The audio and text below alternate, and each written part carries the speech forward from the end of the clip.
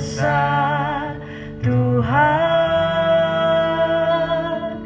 Kau pulihkan hidupku. Kaulah harapanku, hidupku dalam-Mu. Terima kasih Tuhan, Kau selamatkan hidupku.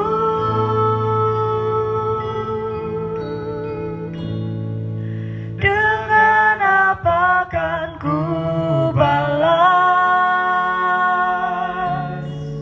segala kebaikan-Mu? Segenap hatiku menyembah-Mu, Yesus. Ku bersyukur padamu selamanya. Kau Allah yang setia.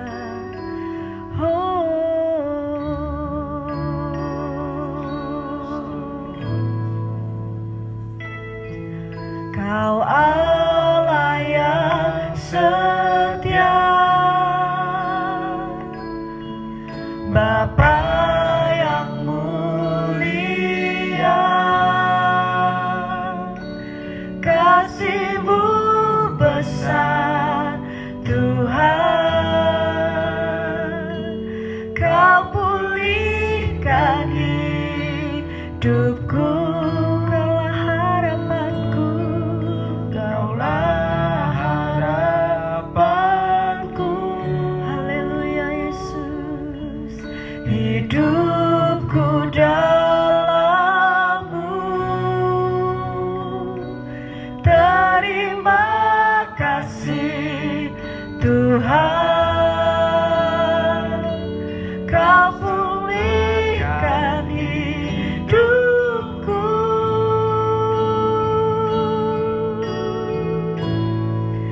Dengan apa kan ku balas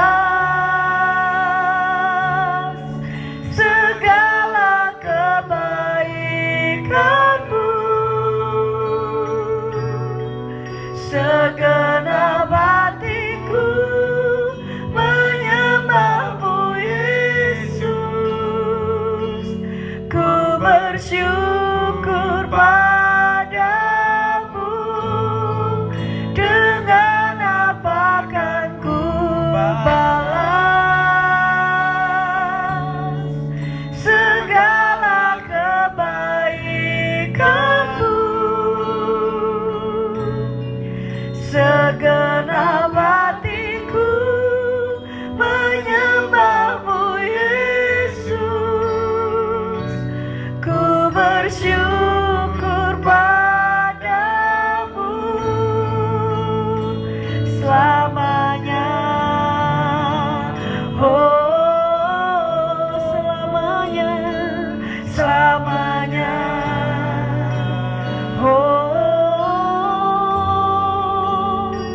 selamanya. Oh, selamanya.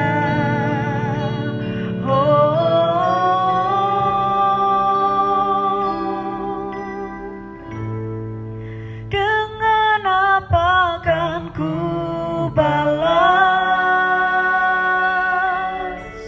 segala kebaikan-Mu?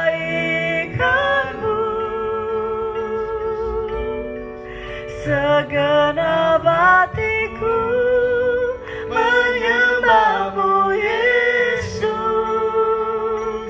Ku bersyukur padamu. Dengan apa kan ku balas segala kebaikan-Mu? Segenap hatiku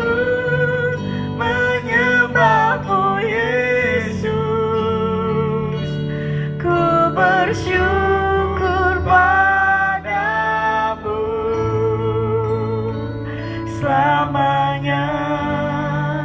Terima kasih Tuhan, selama-lamanya. Kami memuji-Mu Tuhan, kami meninggikan Engkau. Terima kasih Tuhan, pemulihan, kesembuhan mengalir. Kau sungguh baik, Kau mulia Tuhan. Ya lama ya lama sekera lama ya lama se. Terima kasih Tuhan. Kau Allah yang mulia Tuhan. Mata kami tertuju kepadamu Tuhan. Engkau Allah yang penyembuh Tuhan. Engkau Allah yang memulihkan kami Tuhan. Dari mana datangnya pertolongan-Mu Tuhan? Saat Engkau naik ke surga Tuhan, Engkau meninggalkan Roh Kudus-Mu untuk kami Tuhan. Mataku tertuju padamu, seperti mata hamba pada tuannya mengalir.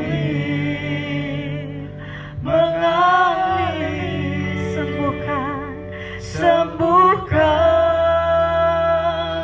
hidupku. Dari mana datang pertolonganku? Hanya Kau Tuhan, kekuatanku tak akan kecewa. Semua yang harap padamu.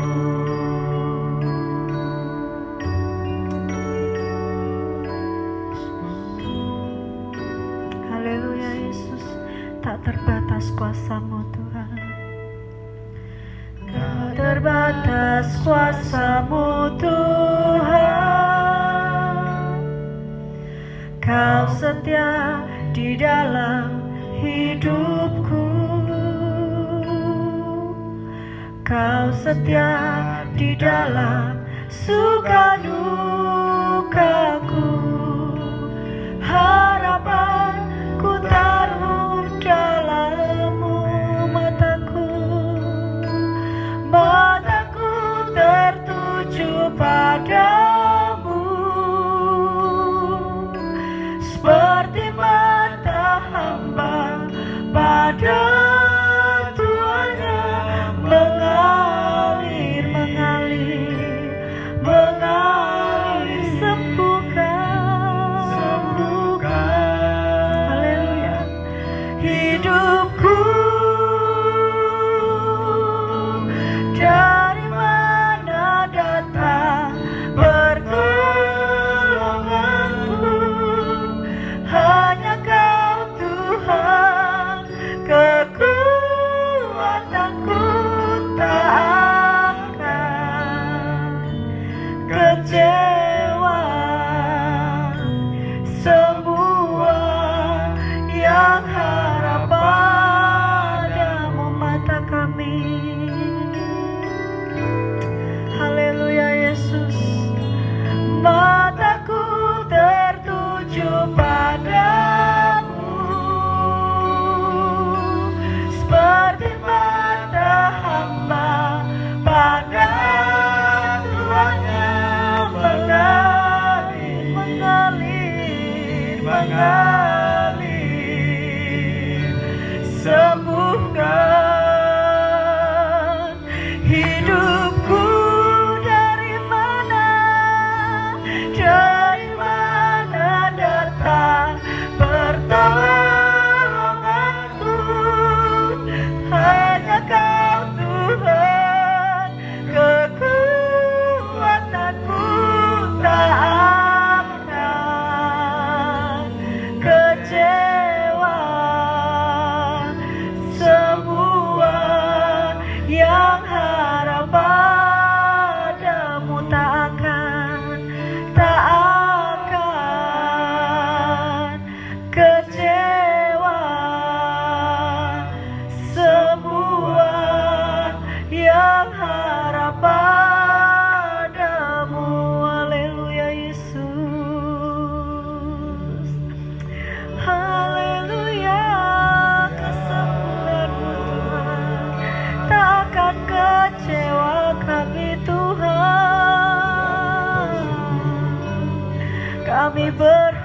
kepadamu.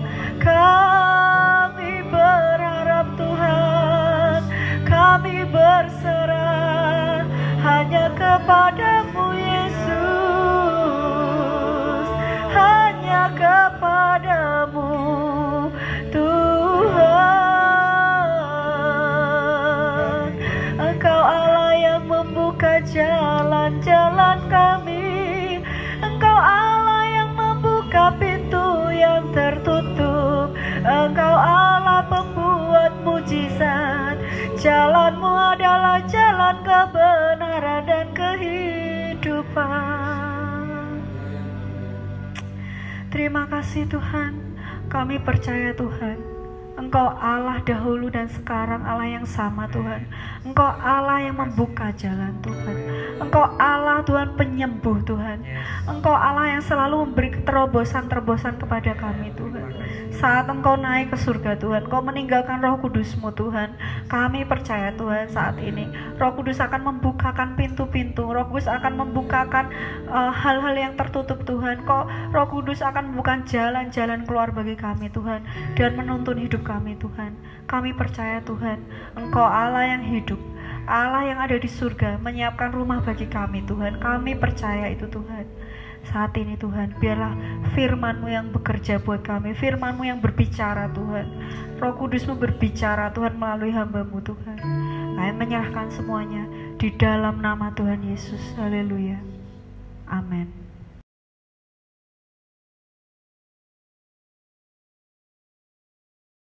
Shalom. Tuhan memberkati Bapak Ibu Saudara-saudara sekalian.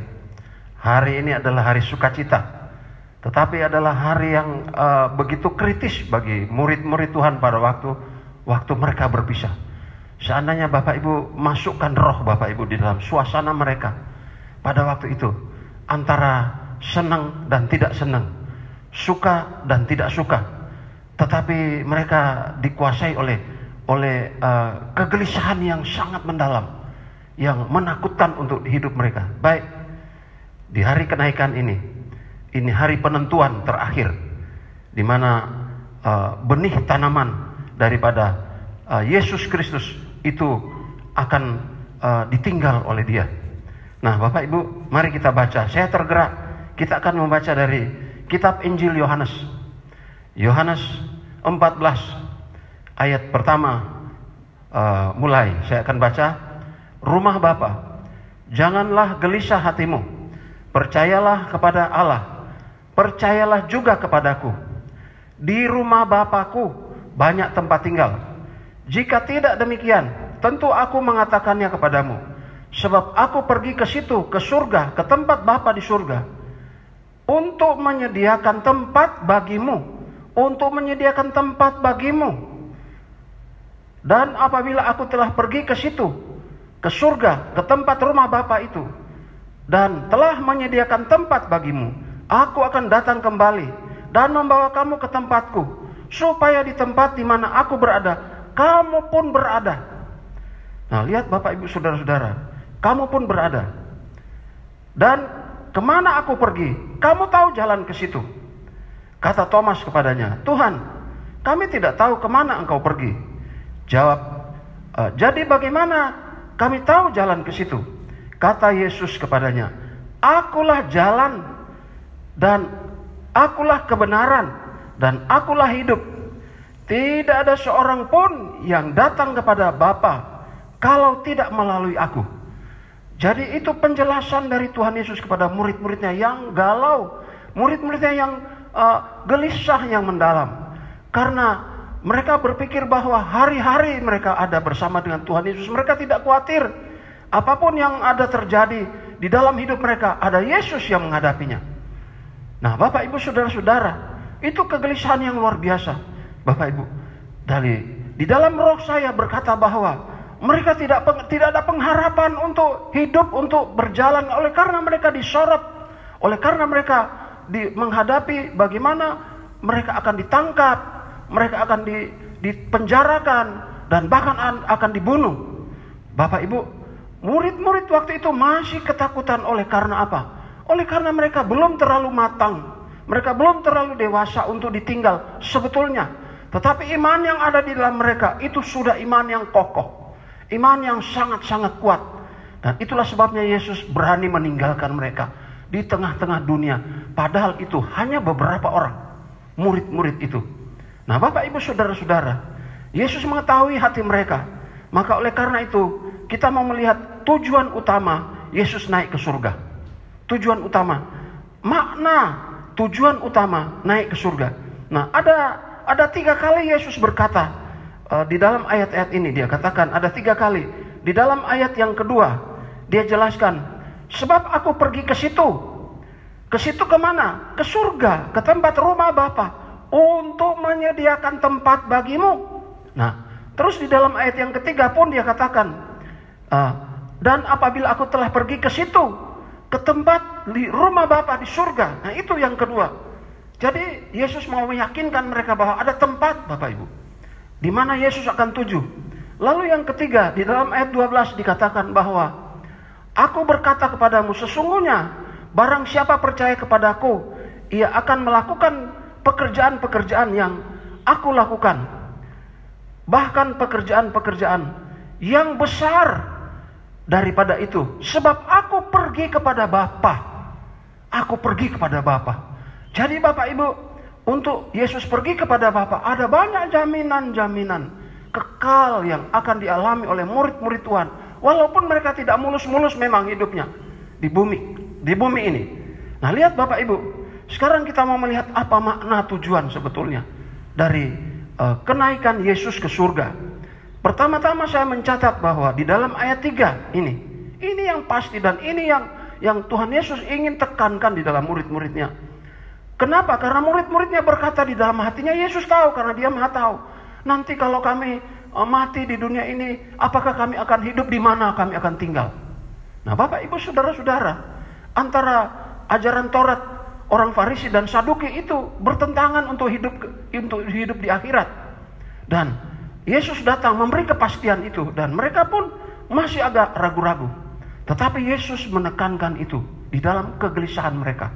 Dia mengatakan di dalam ayat 3, dikatakan bahwa, dan apabila aku telah pergi ke situ, ke surga, ke tempat di rumah Bapa yang aku dulu pernah tinggal itu.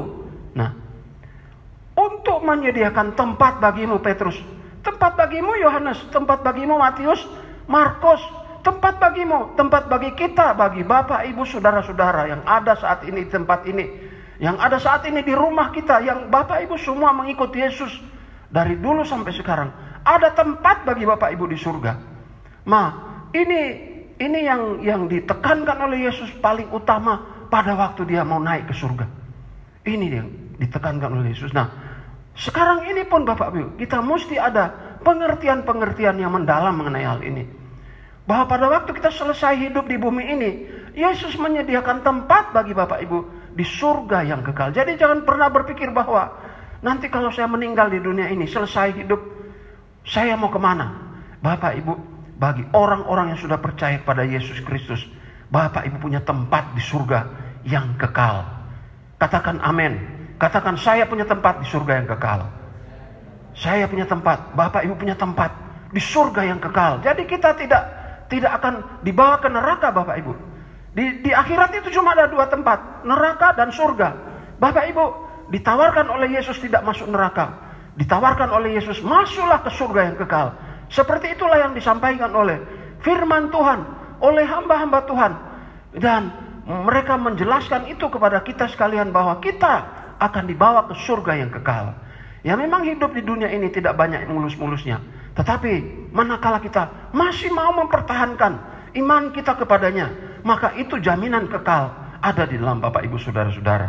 Luar biasa Tuhan. Yesus dia tahu mereka gelisah. Nah, untuk membunuh kegelisahan itu, dia katakan bahwa di rumah Bapakku banyak tempat tinggal. Petrus, jangan ragu-ragu, jangan takut. Biarpun mungkin engkau akan mengalami banyak persoalan yang berat bagimu, rasanya seperti apa nantinya. Tapi Petrus, jangan gelisah menghadapinya, jangan takut menghadapinya. Makanya Petrus, dia mengajarkan bahwa Bapak Ibu, kalau kita percaya kepada Allah, kita harus percaya kepada Yesus juga. Kenapa? Yesus ini anaknya. Bapak Ibu coba, kalau di dalam suatu rumah tangga, Kita hanya mau percaya kepada suaminya, tapi kita tidak percaya kepada istrinya atau anaknya. Bagaimana mungkin kita akan diterima dalam keluarga itu? Nah, ini gambaran sederhana Bapak Ibu. Kita suka kepada orang tuanya, senang karena karakternya baik, tapi kita tidak suka kepada anaknya. Ini keliru Bapak Ibu. Yesus berkata, kalau kamu menyembah Allah, kamu harus percaya kepadaku. Karena sistem pemerintahan Allah sudah diserahkan kepada Yesus. Pada waktu dia bangkit dari antara orang mati, dia berkata kepada murid-muridnya di dalam Matius 28, dia katakan, kepadaku telah diberi segala kuasa di surga dan di bumi. Tapi itu tidak harus menghapus penyembahan kepada Allah. Walaupun aku diberi kuasa seperti itu, kamu harus tetap menyembah Bapa di surga, yaitu Allah. Tapi kamu harus percaya kepadaku. Oleh karena itu dia membuat penekanan, janganlah gelisah hatimu. Nih ayat 1. Percayalah kepada Allah. Nah, kalau Bapak Ibu sudah percaya kepada Allah, seharusnya percayalah juga kepadaku. Kenapa? Karena kuasa Allah, karena kuasa di surga dan di bumi telah diserahkan kepada aku, Yesus Kristus. Jadi kalau kita berteriak kencang-kencang, hanya Allah saja, maka Tuhan bilang, kamu tidak mengerti arti sistem yang aku sudah ciptakan. Oleh karena itu bangsa Israel hanya mau percaya pada Allah saja, tetap tidak mau percaya kepada Yesus Kristus sampai sekarang. Tapi puji Tuhan, sudah banyak orang-orang Yahudi, sudah banyak bangsa Israel yang makin hari makin percaya. Dan saya berasa bahwa bila mana semakin banyak orang-orang Israel yang percaya, sudah hampir berimbang dengan perbandingan itu. Katakanlah kalau satu orang Yahudi bertobat dibandingkan dengan 20.000 orang yang bukan Yahudi, maka lama-lama makin banyak orang Yahudi, makin banyak sampai penuh seluruhnya rata, Tuhan akan datang secepatnya. Mungkin sekarang ini sudah semakin seimbang pertobatan antara orang-orang Yahudi dengan orang-orang non-Yahudi. Nah Bapak Ibu Saudara-saudara, bahkan mungkin orang-orang yang non-Yahudi seperti kita mungkin sudah meninggalkan Tuhan. Makanya sekarang Tuhan membuat sesuatu seperti Tuhan lakukan sesuatu supaya tidak boleh kebaktian lagi di gereja. Jadi Bapak Ibu mesti ada kesadaran supaya kita belajar ibadah sendiri, supaya kita belajar tidak usah di gereja, tapi di rumah kita bisa berhubungan dengan Tuhan. Latihan, karena bangsa Israel dilatih untuk itu saja, ibadahnya pribadi di rumah. Nah Bapak Ibu, sudah banyak orang Israel yang menyembah Tuhan. Kalau Bapak Ibu lihat, ada banyak video yang beredar sekarang di rumah-rumah bangsa Israel. Mereka berteriak kepada Tuhan, mereka berteriak kepada Yehoshua HaMashiach, you will come, Yehoshua HaMashiach. Mereka memuji-muji Tuhan. Sudah tidak pakai cara Taurat, sudah pakai cara karismatik.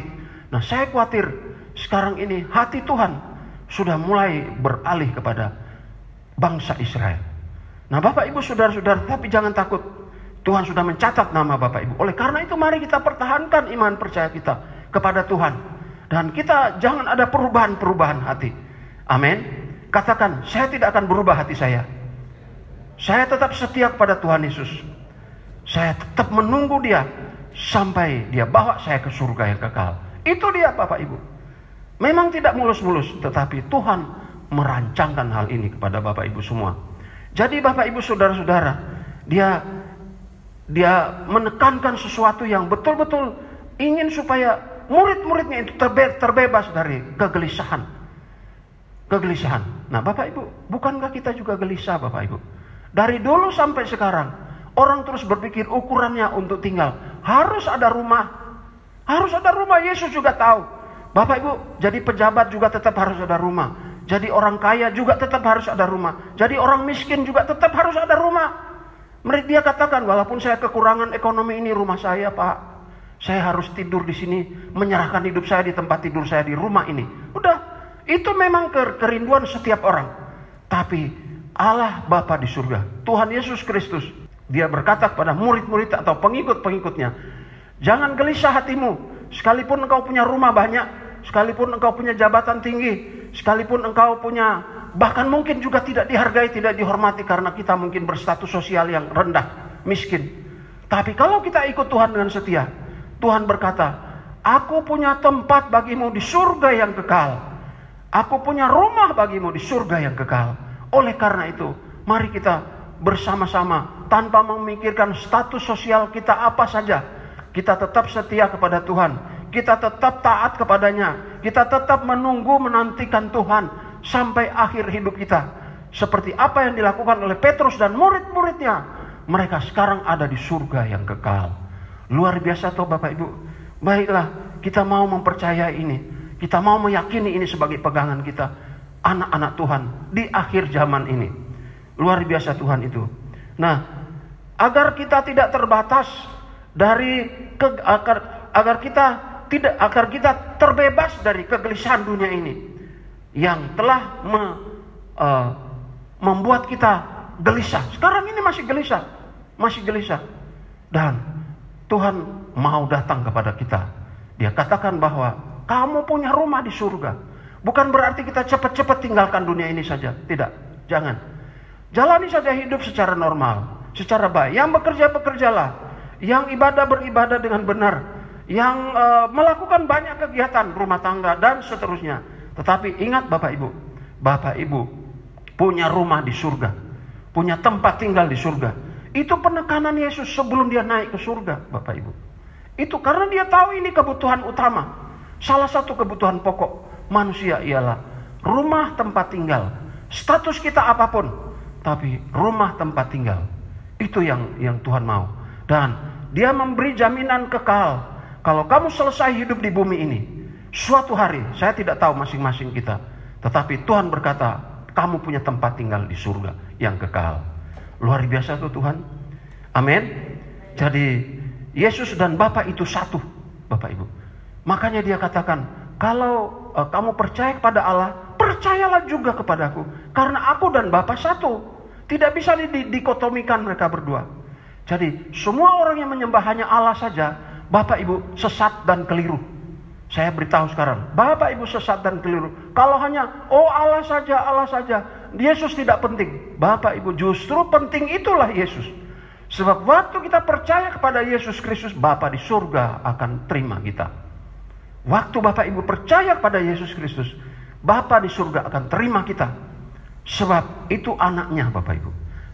Allah Bapa sudah mengambil keputusan.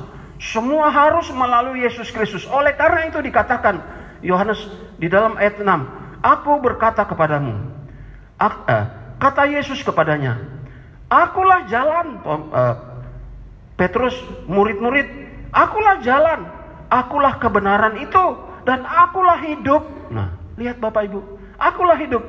Tidak ada seorang pun yang datang kepada Bapa kalau tidak melalui aku. Tidak disebutkan, tidak ada seorang pun yang datang pada Bapa kalau melalui Allah. Tidak disebutkan di situ. Dulu zaman Taurat, dengar baik-baik. Dulu zaman Taurat, Allah Bapa melalui Musa. Dengar baik-baik. Zaman Taurat dulu sistemnya Allah Bapa melalui Musa.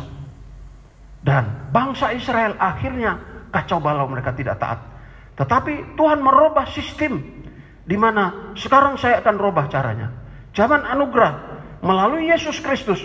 Makanya Yesus berani berkata, kepadaku diberikan segala kuasa, baik di surga dan di bumi. Dan dia tegaskan kepada murid-murid dan pengikut-pengikutnya. Kata Yesus kepadanya, akulah jalan menuju ke surga, akulah kebenaran menuju ke surga, dan akulah hidup menuju kepada kesuksesan dan hidup kekal.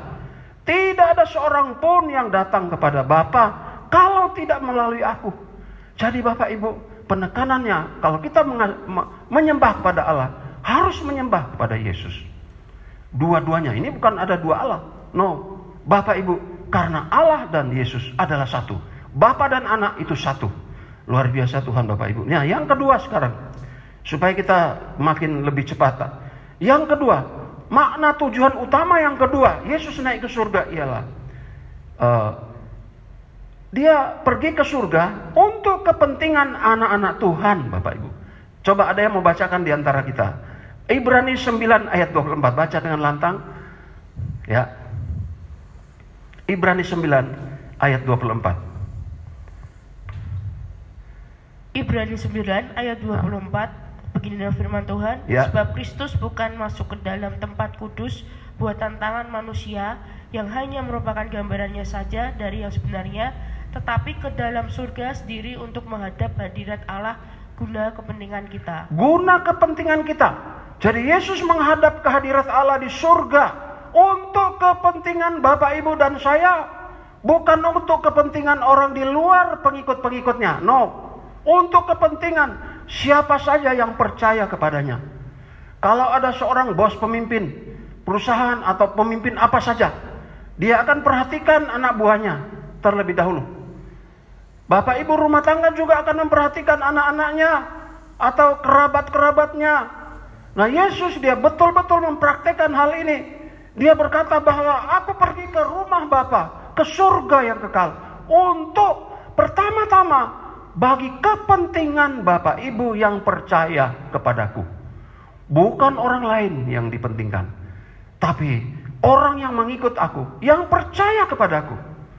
Nah, Bapak Ibu saudara-saudara, ini mesti ada keyakinan model ini. Lalu kita lihat di dalam Roma 8 ayat 34. Tujuan utama Yesus naik ke surga. Coba bisa dibacakan lebih lantang lagi suaranya, ya. Roma 8 ayat 34, Kristus Yesus yang telah mati, bahkan lebih lagi yang telah bangkit, yang juga duduk di sebelah kanan Allah, yang kita malah menjadi pembela bagi kita. Yang menjadi pembela bagi kita. Jadi pembela bagi setiap anak-anak Tuhan. Nah, persoalannya sekarang ini, Tuhan ini membela kita. Tetapi kita ini tidak mau merasa dibela oleh Tuhan. Kita tidak mencari Tuhan malahan di dunia ini. Padahal kita sudah pengikut Kristus. Kalau Tuhan membela kita, dia harus melakukan tugasnya membela. Kita juga di dunia ini harus berusaha datang kepadanya, mencari dia, si pembela kita, Bapak Ibu. Jangan kita mencari orang lain. Jangan kita mencari dewa-dewa lain. Jangan kita mencari orang-orang pintar. Jangan kita mencari orang-orang yang dihormati di dunia ini, yang tidak menentu juntrungnya. Kita mesti mau datang kepada Tuhan Yesus yang membela kita, Bapak Ibu. Jadi waktu kita datang kepada Tuhan, dia lihat, oh ini anakku, dia dari Banyumanik, dia dari kota Semarang. Aku membela dia karena dia setia kepadaku. Jadi Tuhan itu berusaha membela kita, Bapak Ibu. Sebab itu pekerjaannya dia. Datang ke surga untuk membela orang-orang yang mengikut dia. Yaitu Bapak, Ibu, dan saya. Persoalannya sekarang ini memang tidak kelihatan hal ini. Tetapi ini di alam roh, dari pengertian kita saja. Pada waktu kita mengerti, memahami ini, kita akan cari dia. Tuhan, Engkau pembelaku, Engkau yang membela aku. Ini loh Tuhan, ada perkara yang ini. Engkau tahu saya ini tidak bersalah dalam hal ini. Tapi aku tidak bisa melakukan apa-apa. Karena ada banyak orang yang lebih dominan Tuhan, lebih mayoritas untuk ini. Sehingga saya menjadi tertekan. Padahal Engkau tahu saya ini tidak berbuat seperti itu. Tuhan ini membela, Bapak Ibu. Tuhan membela dengan cara apa saja dia mampu melakukan. Asal kita datang kepadanya, mencari dia. Oleh karena itu dikatakan, carilah Tuhan, Bapak Ibu. Nah, jadi Tuhan Yesus bertugas membela di surga. Kita harus berusaha berdoa mencari dia. Tentu dengan sikap-sikap hidup yang berkenan kepada Tuhan. Luar biasa tuh Tuhan. Jadi Bapak Ibu saudara sekalian, Yesus duduk di sebelah kanan Allah. Kalau Bapak Ibu mau tahu posisinya di mana, coba baca Markus 6 ayat 19. Bisa dibacakan dengan lantang? Markus 6 ayat 19.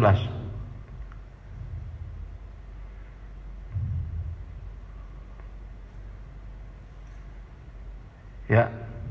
Markus 6 ayat 19. Markus 16. Sorry. Ayat 19. Nah, ini dikatakan demikian. Sesudah Tuhan Yesus berbicara demikian kepada mereka, terangkatlah ia ke surga, lalu duduk di sebelah kanan Allah. Jadi kalau duduk di sebelah kanan Allah, itu tidak berbicara mengenai duduk di sebelah kanan yang sekian kilometer. Nah, duduk di sebelah kanan itu berdampingan. Kenapa berdampingan? Supaya dia boleh membela kita di depan Bapaknya. Dia boleh membela Bapak Ibu. Kenapa? Dia maha tahu. Dia melihat keadaan kita. Dia mendengar suara di mana kita berteriak berseru kepadanya. Lalu dia membela kita di depan Bapa. Di depan Bapa.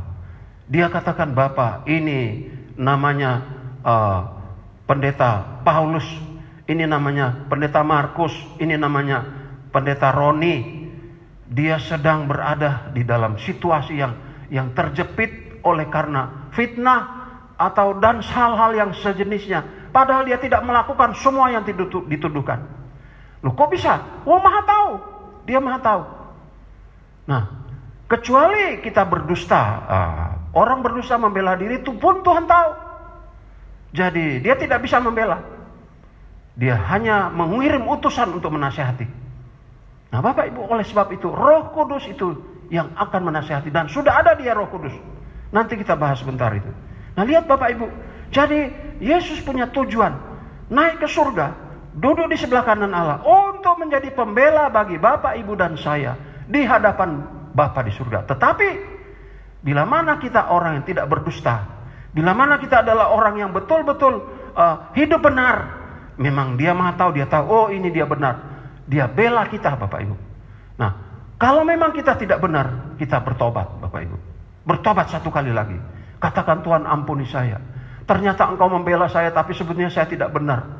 Sudah banyak orang yang saya perhatikan, mereka benar, tapi mereka pasrah, mereka ditindas, mereka dihukum, dipermalukan Bapak Ibu. Tapi mereka tidak membela diri, sebab mereka hanya berseru kepada Tuhan. Akhirnya Tuhan membalikkan situasi. Orang-orang yang dipandang tidak benar, orang-orang yang ditekan, orang-orang dipersalahkan, dituduh seperti macam-macam, mereka tidak melawan, mereka hanya membela diri di hadapan Tuhan, berdoa, lalu dihukum. Tapi Tuhan itu membuat pembalasan. Dia balikkan suasana sehingga yang benar jadi benar, sehingga salah menjadi salah. Bukankah di dalam falsafah Jawa ada istilah becik ke titik, olo ke toro?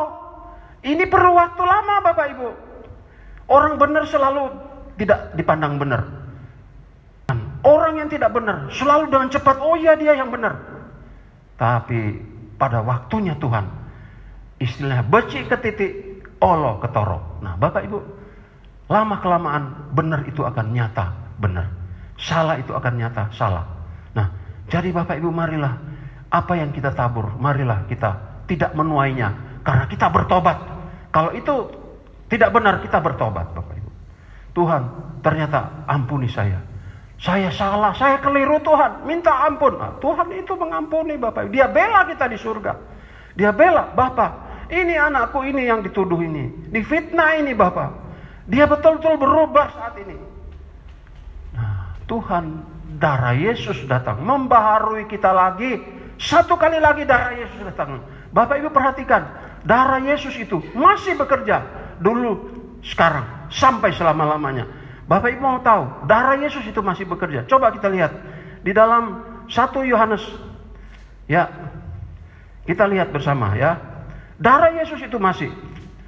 Nah, kita lihat bersama-sama di dalam 1 Yohanes 1 ya. Nah, ya.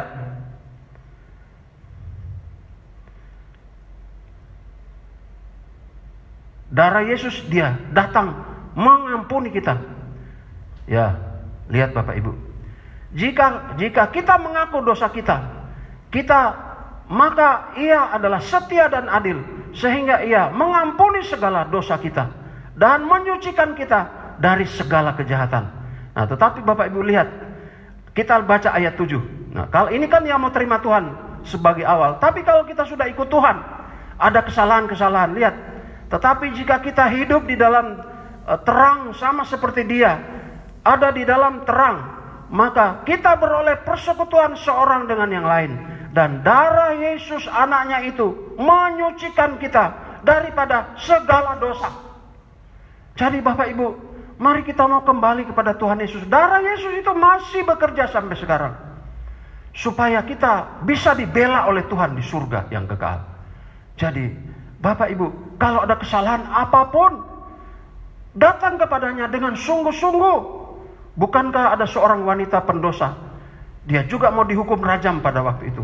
Dan Tuhan Yesus berkata, siapa yang tidak pernah bersalah dan berdosa, silakan dia yang melempar batu duluan.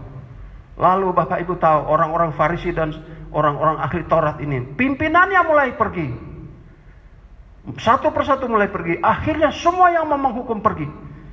Lalu wanita ini berkata, Mereka sudah pergi semua Tuhan. Apakah engkau akan menghukum aku? Yesus katakan, aku tidak menghukum kamu. Kaget di wanita ini. Wih. Tetapi ingat, pergilah dan jangan berbuat dosa lagi. Nah jadi Bapak Ibu, waktu kita bersalah dan waktu kita betul-betul berdosa Bapak Ibu, kita bersalah di hadapan Tuhan, kita mengaku segala kesalahan kita, maka Tuhan itu setia dan adil. Dia mengampuni segala kesalahan kita. Darah Yesus itu datang mengampuni kita. Luar biasa Tuhan. Jadi baiklah kita jangan berulang-ulang melakukannya. Oleh karena itu kalau dia datang dorongan untuk berbuat dosa di pikiran, kita mesti tolak itu. Kita mesti patahkan itu. Kita mesti tidak mau melakukannya.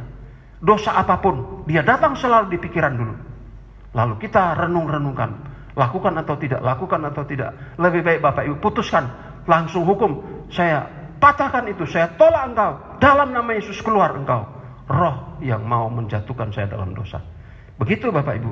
Biarlah Tuhan memberkati Bapak Ibu. Dan yang terakhir, tujuan utama yang ketiga yang terakhir, Yesus naik ke surga. Ialah dia mau mengutus Roh Kudus Bapak Ibu. Jadi kalau Yesus tidak naik ke surga, tidak ada penolong bagi kita, bagi Bapak Ibu. Jadi Roh Kudus itu ada untuk menolong Bapak Ibu dan saya. Jadi marilah Bapak Ibu, dia mau menolong kita. Dia katakan di dalam Yohanes 15 ayat 26, penghibur itu roh kebenaran. Dia akan bersaksi tentang aku. Penghibur itu adalah Parakletos, pendamping. Nah, Bapak Ibu, penolong. Dan dia akan tinggal bersama-sama Bapak Ibu sampai akhir hidup kita dia tinggal. Dan dia punya tugas mencatat semua apa yang kita perbuat. Baik atau tidak baik, waktu lalu saya sudah jelaskan itu. Kalau lebih banyak tidak baiknya Bapak Ibu, wah bahaya. Satu kali waktu ada keangkatan Bapak Ibu tidak akan diangkat. Karena dia sudah tahu, ini catatannya catatannya merah semua. Tidak akan diterima di surga, jadi aku tidak bisa bawa kamu. Tapi kalau kita punya hubungan dengan Tuhan baik, kita mau melakukan perkara-perkara yang memuliakan Tuhan, Bapak Ibu ingat, kita akan dibawa oleh Roh Kudus. Saat keangkatan Roh Kudus bilang, siap, kamu saya bawa ke surga. Jadi Bapak Ibu, kita tidak tertinggal. Jadi kalau ada orang yang tertinggal saat keangkatan, ingat Bapak Ibu, karena kita menjadi anak Tuhan yang suka tidak taat, yang suka melawan firman Tuhan, yang suka menghina firman Tuhan, yang suka tidak taat kepada aturan firman Tuhan, yang suka merendahkan pelayanan-pelayanan. Bapak Ibu, mari kita jangan mengecewakan Tuhan dalam hidup kita. Supaya catatan kita, raportnya hijau, raportnya biru, lulus kita. Saat diangkat, kita terangkat. Roh Kudus tidak ragu-ragu membawa kita. Dia bangga, ini anakku, diterima di surga. Nah Bapak Ibu saudara-saudara, jangan kita tertinggal. Roh Kudus dia penuntun. Dia membuat kita supaya kita jangan berdosa. Dia nasihati di dalam hati kita. Dia nasihati melalui firman Tuhan yang disampaikan oleh hamba-hamba Tuhan dari mimbar ini. Siapapun mereka, asal masih murni, Bapak Ibu dinasihati oleh firman Tuhan. Dan itu pekerjaan Roh Kudus Bapak Ibu. Jadi jangan main-main dengan Roh Kudus yang diutus oleh Tuhan. Ingat, dia menyertai Bapak Ibu. Amin. Luar biasa. Saya rasa sudah cukup untuk ini. Mari kita berdiri bersama-sama. Kiranya Bapak Ibu diberkati oleh Tuhan. Bapak Ibu, mari kita berdoa bersama-sama. Bapa di dalam surga, kami bersyukur untuk peringatan kebangkitan, kenaikan-Mu pada hari ini Tuhan. Memang ada kecemasan yang mendalam bagi murid-muridnya pada waktu itu. Tetapi akhirnya mereka menjadi sadar bahwa kalau Yesus tidak pergi, tidak ada tempat bagi mereka.